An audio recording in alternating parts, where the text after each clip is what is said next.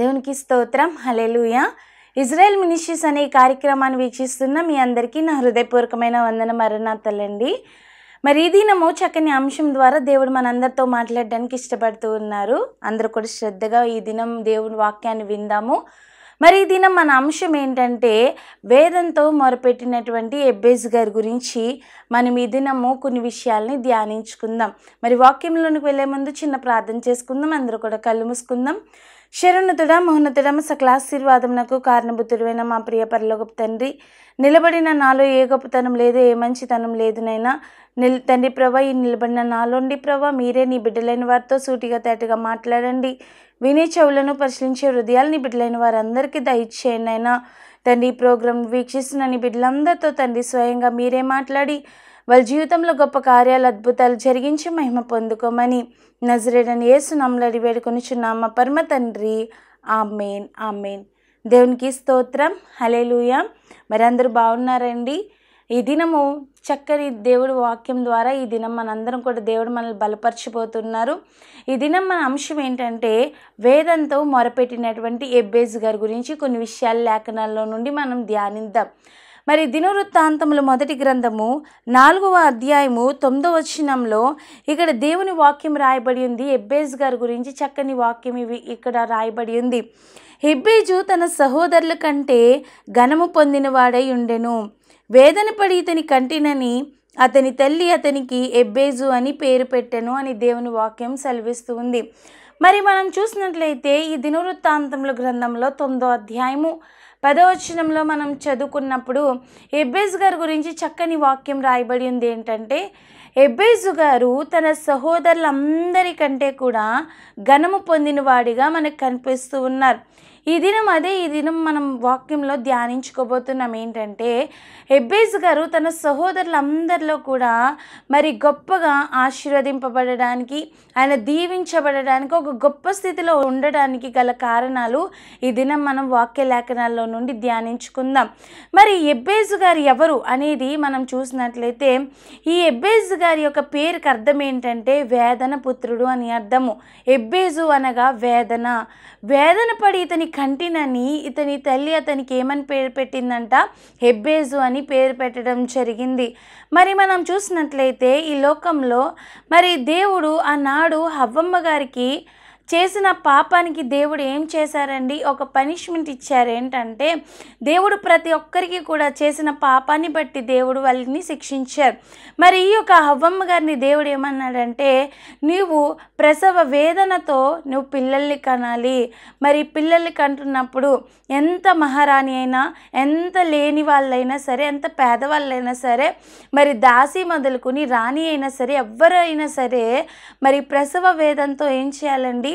పిల్లల్ని కనాలి. మరి ఈమె కూడా ప్రసవ వేదంతో బిడ్డని కన్నది. కానీ ఆమెలో మరొక వేదన ఏముందో, లేకపోతే ఏ బాధతో పేరు పెట్టిందో కానీ ఆ తల్లి అతనికి ఏమని పేరు పెట్టిందంట? ఎబ్బేజు, అంటే నా బిడ్డ వేదన పుత్రుడు అని ఏం చేసింది?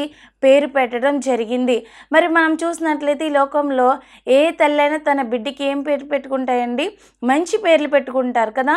కానీ ఏ వేదంతో పేరు పెట్టిందో, ఏం కోల్పోయిందో ఆ సమయంలో ఆ తల్లి, ఏ బాధతో ఉండి పెట్టిందో ఎబ్బేజు అని పేరు పెట్టడం జరిగింది. మరి ఎబ్బేజు గారు వేదన పుత్రుడుగా ఆయన పేరు పెట్టబడింది. మరి మనం చూసినట్లయితే సమాజంలో ఒక వేదనగా, మరి అందరిలో కూడా మరి దూషింపబడినవాడుగా, దుఃఖాక్రాంతుడుగా, బాధపడుతూ తన జీవితాన్ని మరి పేరుకు తగినట్లుగా నేను వేదనగా ఉండాలేమో, నేను బాధపడుతూ ఉండాలేమో అని ఎప్పుడు అనుకోలేదు. కానీ ఈయన తన సహోదరులందరికంటే ఘనము పొందిన వాడిగా దేవుడు ఉంచాడు. దేవునికి స్తోత్రం. హల్లెలూయా. మరి వాక్యంలో మనం చదువుకున్నట్లయితే మరి ఈ యొక్క దినవృత్తాంతముల గ్రంథంలోనే 10వ వచనంలో మనం చూసినట్లయితే ఎబ్బేజు ఇజ్రాయేలీల దేవుని గూర్చి మొరపెట్టి, నీవు నన్ను నిశ్చయంగా ఆశీర్వదించి నా సరిహద్దును విశాలపరిచి నీ చెయ్యి నాకు తోడుగా ఉండ దయచేయమని, నాకు కీడు రాకుండా దానిలో నుండి నన్ను తప్పించుము అని ప్రార్థించగా దేవుడు అతడు మనవి చేసిన దానిని అతనికి దయచేసెను. దేవునికి స్తోత్రం. హల్లెలూయా. మరి ప్రియమైన దేవుని బిడ్డలారా, ఇక్కడ దేవుని వాక్యం సెలవిస్తుంది ఏమనంటే, ఇతను నా పేరు వేదన పుత్రుని కదా, నేను అందరికీ భారం అయిపోయాను, నా తల్లికి భారం అయిపోయాను, ఈ సమాజానికి భారం అయిపోయాను, నా సహోదరులు అందరికన్నా నేను దీనుడను హీనుడను, అందరి దృష్టిలో పనికిరాని వాడినని, అతను వెలివేయబడిన వాడని, అందరి దృష్టిలో నేను బాధ పెట్టిన వాడిని అందరినీ అని చెప్పి దూరంగా లేడు, కానీ దేవుని సన్నిధిలో మొరపెట్టినట్లుగా మనం చూస్తూ ఉన్నాం. దేవునికి స్తోత్రం. హల్లెలూయా.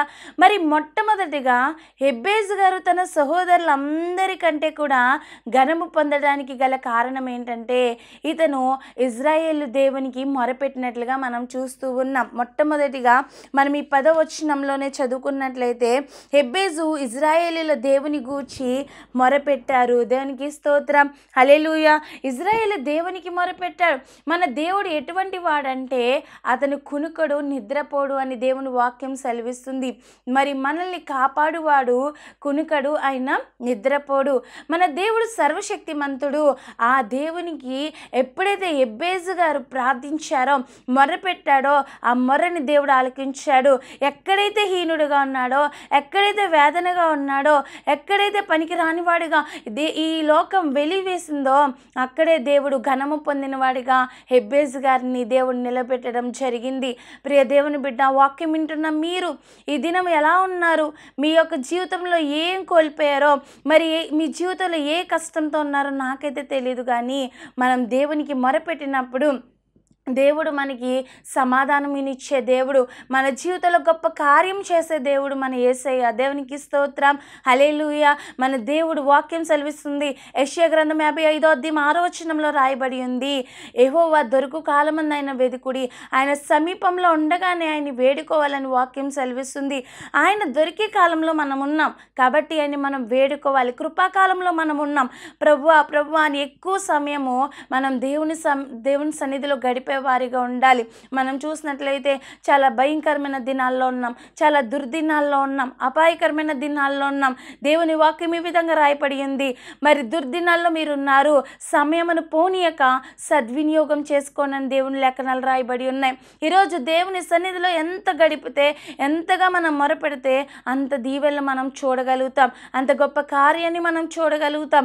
కాబట్టి ఈరోజు మీకున్న సమస్యను బట్టి, అప్పుల సమస్యతో బాధపడుతున్నావా, ఇంట్లో ఆర్థిక ఇబ్బందులతో బాధపడుతున్నావా, ఏ ఇబ్బందులు మీకున్నప్పటికీ, ఏ సమస్యలు మీకున్నప్పటికీ, మీ భర్త త్రాగుతున్నాడని బాధపడుతున్నారా, మీ పిల్లలు మీ మాట వినట్లేదని బాధపడుతున్నారా, ఇప్పుడే వచ్చి దేవుని సన్నిధిలో మోకరించి, ప్రవ్వా నా బాధ ఇది ప్రవ్వా, నా సమస్య ఇది ప్రవ్వా, నేను ఈ విధంగా నీ సన్నిధిలో మొరపెట్టుకుంటున్నాను.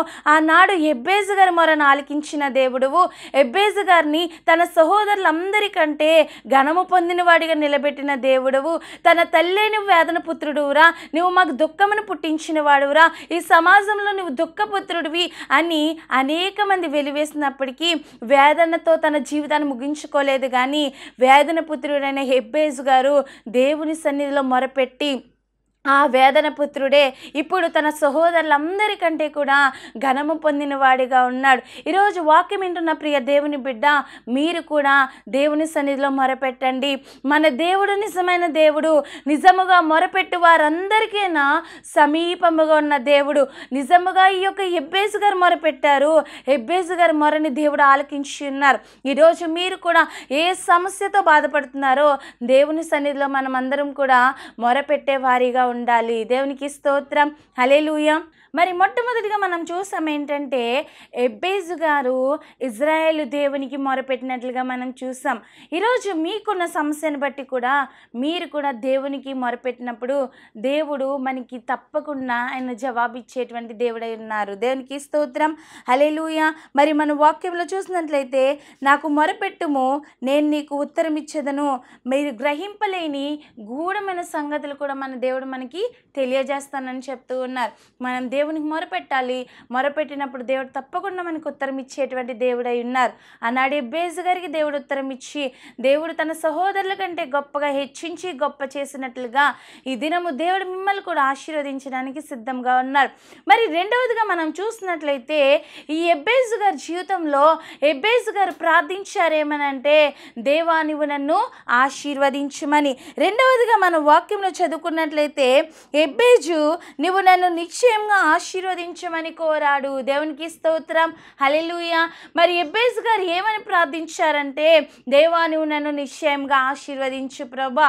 మనం చూసినట్లయితే మనం అందరం ఆశీర్వాదకరంగా దీవెనకరంగా ఉండాలనేదే మన దేవుని యొక్క చిత్తము. ఎందుకంటే ఆదికాండం 1:28 దేవుడు ఆదాము హవ్వమ్మ గారు కూడా దేవుడు ఆశీర్వదించాలి, ఇటు రీతిగా మీరు ఫలిఫలితంగా ఉండాలని దేవుడు వారు చెప్పారేమనంటే, దేవుడు వారిని ఆశీర్వదించను. ఎట్లనగా మీరు ఫలించి అభివృద్ధి పొంది విస్తరించి భూమిని నిండించి దానిని లోపరుచుకొనుడని దేవుడు వారిని ఆశీర్వదించాడు. ఆకాశ పక్షులను భూమి మీద ప్రతి జీవిని మీరు ఏలాలని దేవుడు ఆదాము హవ్వమ్మ గారిని ఆశీర్వదించినట్లుగా మనం చూస్తూ ఉన్నాం. ప్రియమైన దేవుని బిడ్డలారా, మనమందరం ఆశీర్వాదకరంగా ఉండాలని దేవుడు కోరుకుంటున్నాడు. ఈ ఎబ్బేజు గారు ఏమని ప్రార్థించారంటే, దేవా నువ్వు నన్ను ఆశీర్వదించు ప్రభా. మనం కూడా దేవుడి దగ్గర ప్రార్థించాలి.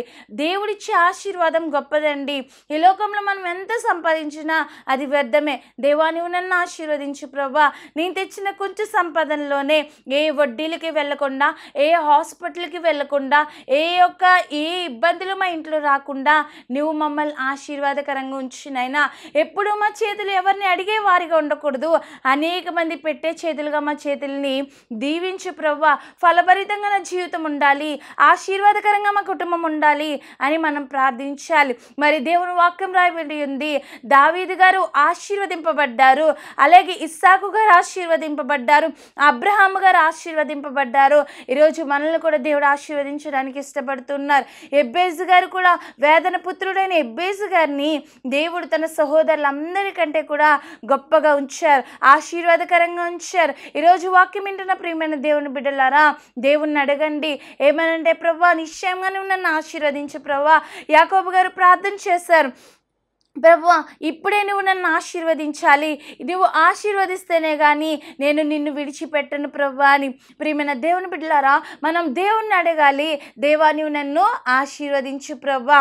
దేవుడు వాక్యం సెలవిస్తుంది, ఇస్సాకు ఆ దేశమందున్న వాడే విత్తనం వేసి నూరంతలుగా ఫలము పొందినని దేవుని వాక్యం సెలవిస్తుంది. ఈరోజు నూరంతలుగా మీ జీవితంలో ఆశీర్వాదం చూడడం ఎలాగా?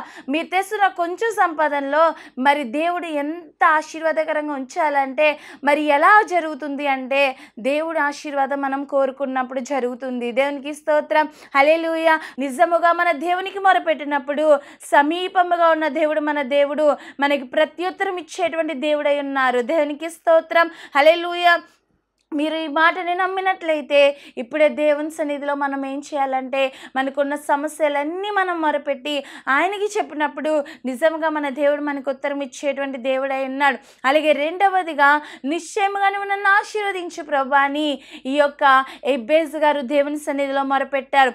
మరి దేవుని సన్నిధిలో మొరపెట్టినప్పుడు, దేవుడి సన్నిధిలో ఆశీర్వాదాన్ని కోరుకున్నప్పుడు యెహోవా ఇచ్చు ఆశీర్వాదం గొప్పది కనుక ఆ ఆశీర్వాదం ద్వారానే ఈ ఎబ్బేజు గారు తన సహోదరులందరికంటే ఘనము పొందిన వారిగా ఉన్నారు. ఈరోజు మనం కూడా దేవుడు అంటున్నారు, మీరు బహుగా ఫలించాలి, మీరు బహుగా ఫలించుట ద్వారా నా తండ్రి మహిమపరచబడునని వాక్యం సెలవిస్తుంది.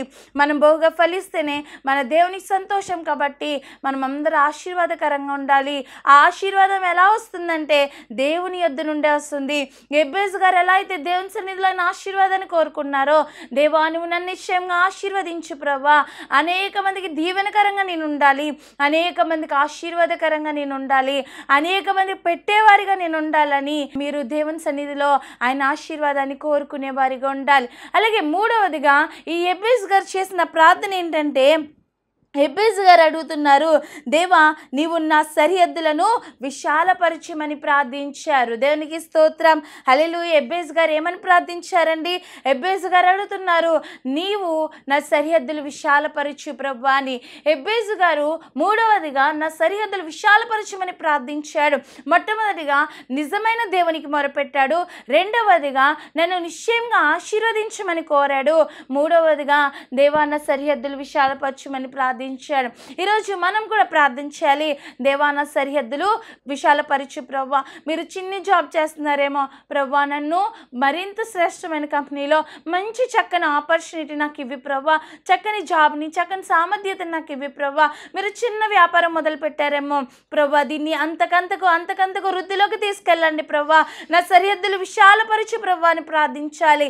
చిన్న ఇంట్లో మీరు ఉంటున్నారేమో, ప్రభువా నాకు ఒక మంచి సొంత గృహాన్ని ఇవ్వి ప్రభువా, నాకు విశాలతనివ్వి ప్రభువా అని ప్రార్థించాలి. మీకు చిన్న సేవ దేవుడు అప్పగించాడేమో, ప్రభువా అనేక ఆత్మలు రక్షించే భారం నాకు ఇవ్వి ప్రభువా, అనేక మందిలో నేను ప్రకటించాలి, అనేక మంది పెద్ద సన్నిధిలో మరి అనేక ఆత్మల్లో నన్ను వాడుకో ప్రభువా, అనేక ఆత్మలు నీ సన్నిధికి అప్పగించే భారాన్ని నాకు ఇవ్వి ప్రభువా, నా సరిహద్దులు విశాలపరచు ప్రభువా అని మనం దేవుని సన్నిధిలో ప్రార్థించాలి. ప్రతి విషయంలో కూడా దేవా నా సరిహద్దులు విశాలపరచు, నా జీవితాన్ని వృద్ధిలోకి నడిపించు, నా చేతిని ఆశీర్వదించు ప్రభువా అని మీరు ప్రార్థించినప్పుడు దేవుడు ఎబ్బేజు గారి యొక్క సరిహద్దులు విశాలపరిచినట్లుగా మన సరిహద్దులు కూడా దేవుడు తప్పకుండా ఆశీర్వదిస్తాడు, సరిహద్దులు విశాలపరుస్తాడు. దేనికి స్తోత్రం, హల్లెలూయా. మనకి సువార్త భారం ఉండాలండి. ప్రతి ఒక్కరికి కూడా మనం అందరం కూడా దేవుని సువార్త కొరకు నానాటికి పనిచేసేవారిగా ఉండాలి. మరి మేము వాక్యాలు చెప్తూ ఉన్నప్పుడు చాలామంది మరి ఫోన్స్ చేసి చాలా చక్కగా దేవుని మాటలు మేము వింటున్నామమ్మా అని చెప్పి మరి వాళ్ళు తోచింది దేవుని పరిచర్యకు అందిస్తున్నారు. ఎందుకంటే మరి దేవుని సేవ నానాటికి అనేక మందికి ఇంకా తెలియని వారు వినాలి ఈ మాటలు అనేటువంటి మరి ఆతృత. దేవుని సేవ చేయాలి, దేవుని పరిచర్యలో మేము వాడబడాలి, దేవుని సువార్త కొరకు మనం వాడబడాలి అనేటువంటి ఆలోచన మనం కూడా ప్రార్థించాలి. దేవాన సరిహద్దులు విశాలపరచు ప్రభా, నీ పనిలో నేను వాడబడాలి ప్రభా అని మనలో ఆ భారం అనేది, సువార్త భారం అనేది ఉండాలి. పౌలు భక్తుడు ఈ విధంగా అంటారు, నేను సువార్త చేయడానికి నేను ఎంత మాత్రం సిగ్గుపడి వాడిని కాదు ప్రభా, మరి సువార్త ప్రకటించడానికే, మరి సువార్త ప్రకటించడానికి నేను ఎంతమంది సిగ్గుపడి వాడిని కాదు, మరి సువార్త ప్రకటించవలసిన భారం నాకు ఉన్నది అని. మరి ఆ భారం మనందరికీ ఉంది. మరి మనం ఆ భారం కలిగి దేవుని సువార్త చేసేవారిగా ఉండాలి. దేవునికి స్తోత్రం, హల్లెలూయా. కాబట్టి ఈ యొక్క ఎబ్బేజు గారు ఎలా అయితే దేవుని సన్నిధిలో మొరపెడుతున్నారో, దేవాన సరిహద్దులు విశాలపరచు ప్రభువా అని, ఒకవేళ సేవకులైతే నా యొక్క సేవా జీవితాన్ని, నా యొక్క సన్నిధిని, మరి ఈ యొక్క సంఘాన్ని మరి మీరు విశాలపరచు ప్రభువా అని, మీరు చేసిన ఉద్యోగాల నిమిత్తం, వ్యాపారాల నిమిత్తం, చదువుల నిమిత్తం, ప్రతి విషయంలో కూడా నన్ను మీరు నా సరిహద్దులు విశాలపరచు ప్రభువా, నన్ను దీవెనకరంగా ఉంచు ప్రభువా అని మీరందరూ కూడా ప్రార్థించినప్పుడు ఎబ్బేజు గారిని ఆశీర్వదించినట్లుగా, ఈ ఎబ్బేజు గారిని తన సహోదరులందరికంటే ఘనము పొందినవాడిగా దేవుడు ఉంచినట్లుగా ఈ దినం దేవుడు మిమ్మల్ని కూడా ఎక్కడైతే నువ్వు అవమానింపబడ్డావో, ఎక్కడైతే జనం అందరూ కూడా నిన్ను నిందించారో అక్కడే తలెత్తుకునేలా, అక్కడే దేవుడు ఆశీర్వాదకరంగా మిమ్మల్ని ఉంచడానికి ఇష్టపడుతూ ఉన్నారు. దేవునికి స్తోత్రం, హల్లెలూయా. అలాగే మనం చూసినట్లయితే ఎబ్బేజు గారు నాలుగవదిగా నీ చెయ్యి నాకు తోడుగా ఉంచమని దేవునికి ప్రార్థించినట్లుగా మనం చూస్తూ ఉన్నాం. దేవునికి స్తోత్రం, హల్లెలూయా. ఎబ్బేజు గారు ఏమని ప్రార్థించారంటే, దేవా నీ చెయ్యి నాకు తోడుగా దయచే ప్రభువా. ఈరోజు ఎవరి తోడు మనం కోరుకుంటున్నాం?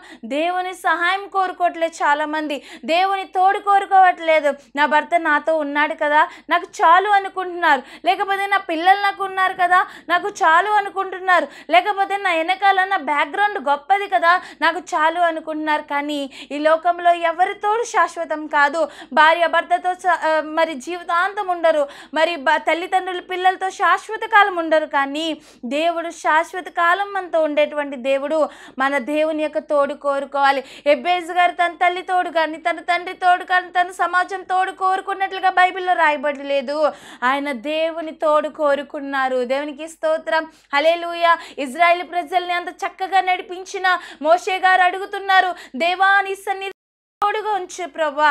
మరి అంత చక్కగా నడిపించడానికి కారణం ఏంటంటే దేవుని సన్నిధి మోషే గారికి తోడైంది. దేవునికి స్తోత్రం, హల్లెలూయా. ప్రియ దేవుని బిడ్డ, మనము చేస్తున్న పనులన్నీ కూడా మరి ఎప్పుడు జయం అవ్వాలంటే, జయకరంగా మీ జీవితం ఉండాలంటే నీకు తోడుగా దేవుడు రావాలి.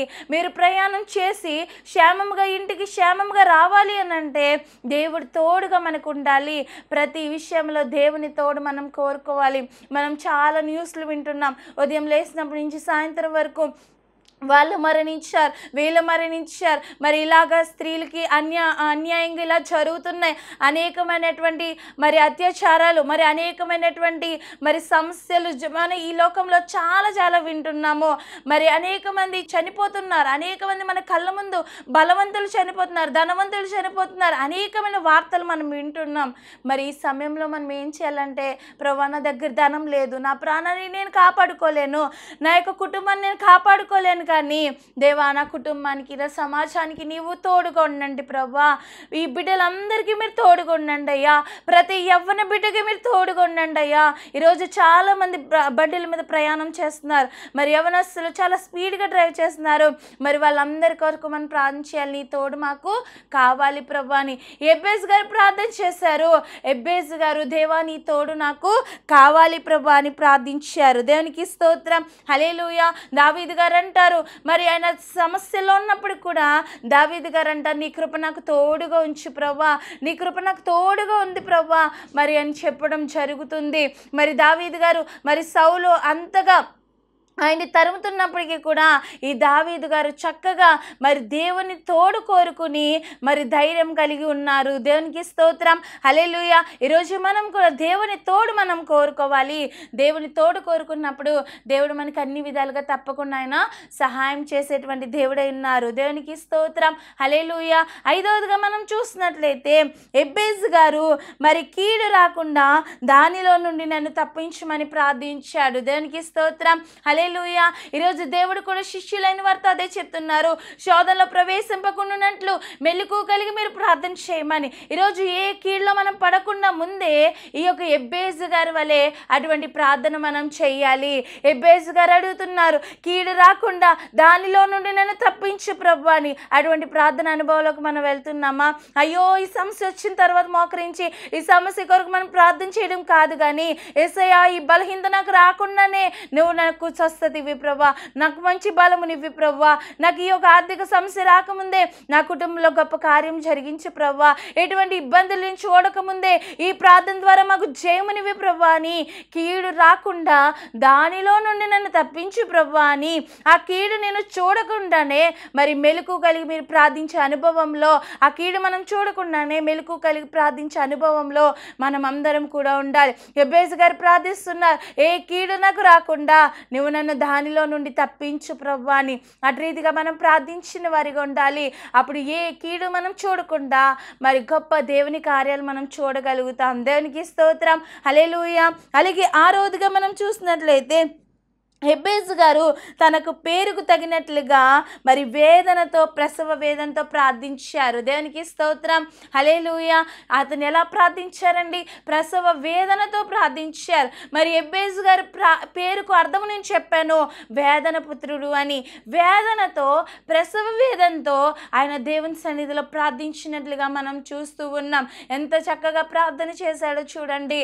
మరి ఎబ్బేజు గారు తనకి పేరుకు తగినట్లుగా నేను దుఃఖపు నేను వేదన కడిగిన వాడిని అని చెప్పి సమాజంలో వేదనతో ఎంత మాత్రము లేడు, కానీ కన్నీటితో తన జీవితాన్ని ముగించుకోవట్లేదు, కానీ కన్నీటితో ఈ సమాజంలో లేడు, కానీ ఆ కన్నీరు లోక మనుషుల దగ్గర వెత్తలేదు, కానీ ఆ వేదనంతా, తనకున్న బాధ అంతా కూడా దేవుని సన్నిధిలో ప్రసవ వేదనతో ఆయన ప్రార్థించారు. ఈరోజు ప్రసవ వేదనతో మనం ప్రార్థన చేయాలి.